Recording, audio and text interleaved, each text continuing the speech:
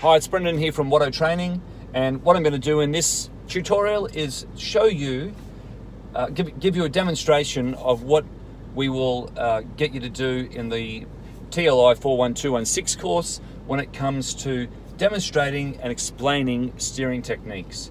The first one I'm going to do today is what is called the pull-push steering technique.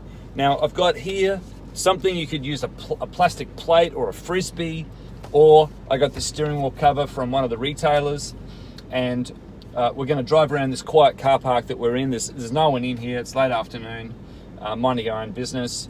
And with the pull-push steering, a couple of things to highlight is, number one, the general steering position is 10 o'clock and 2 o'clock, thumbs on the outside, things on the inside.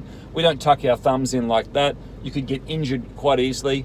And the thing that I say to people too is, if you're playing a racket sport like tennis or squash or something like that, you think about how you actually hold the racket for the greatest control. You have bent arms when you hit with a tennis ball, and you also hold it kind of like that. And that's how I like to hold the steering wheel. So 10 o'clock and 2 o'clock, I've driven other cars. Some cars have a divot there, so you put your thumbs there. I've driven other cars where 9 to 3 actually feels better as well. It really is dependent on the driver and the car, and they need to figure out what is the safest, most controlled position as well. Okay, in terms of that as well, with the pull-push steering, the way that I describe it to my students is first of all, if I want to go to the right, that's the direction my eyes go. So I look to the right, and then my right hand pulls down on the right side of the wheel, and the left hand slides down. And as I keep turning, then I push up with the left hand and slide up with the right hand. Now with this technique, your left and your right hand, they stay on their own side. The left hand stays on the left, the right hand stays on the right. You avoid with this technique getting tangled up with the steering like this type of thing. Because once I've got to here, I've got nowhere to go. Now the hand over hand people would say, well, we turn the wheel, and then once we get the left hand up to the top here and the right hand down here to 5 o'clock, if this was a clock face, you then keep turning the wheel and bring the hand over. So that's where the difference lies. And other people as well will tell you that with the pull push, if we have some sort of an impact, you know, with the airbag going off, we've got a 25 centimeter gap here between the airbag and my chest. You would much rather have a collision with your hands to the sides with the airbag exploding up into this area here than crossing your arms and having the airbag explode and having your watch or something like that bash you in the face and cause all sorts of drama. So in Queensland, where I'm operating at the moment, you can use the hand over hand or the pull push. So, you know, you sometimes get people say, you can't do this and you can't do that. Well, that's what the transport department says, and the examiners will accept your students doing either.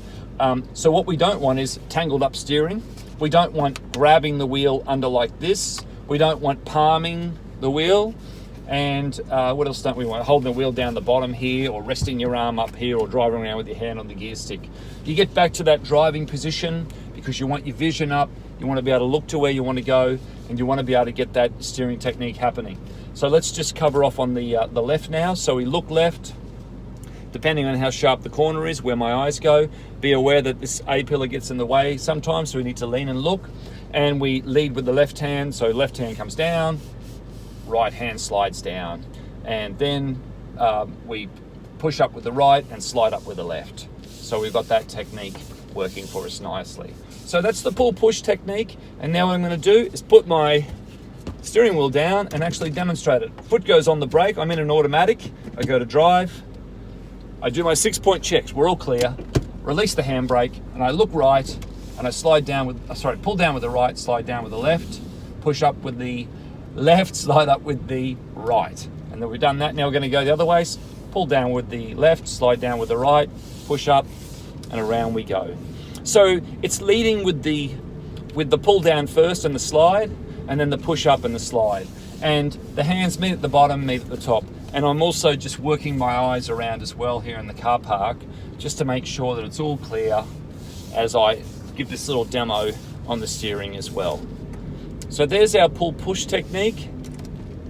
It's not mandatory to use it, but I always sort of think this, as a professional trainer, taking fees off people, you want to make sure that you actually have an awareness of the job, and that you can do both techniques, because you might get some students that have been trained by mum and dad, or a supervisor, or grandma and granddad, or an uncle auntie, or whatever, and they may have been taught that way. So I like to be flexible and work with my student so that they've got maximum control of the wheel, and they can drive in a safe and controlled manner.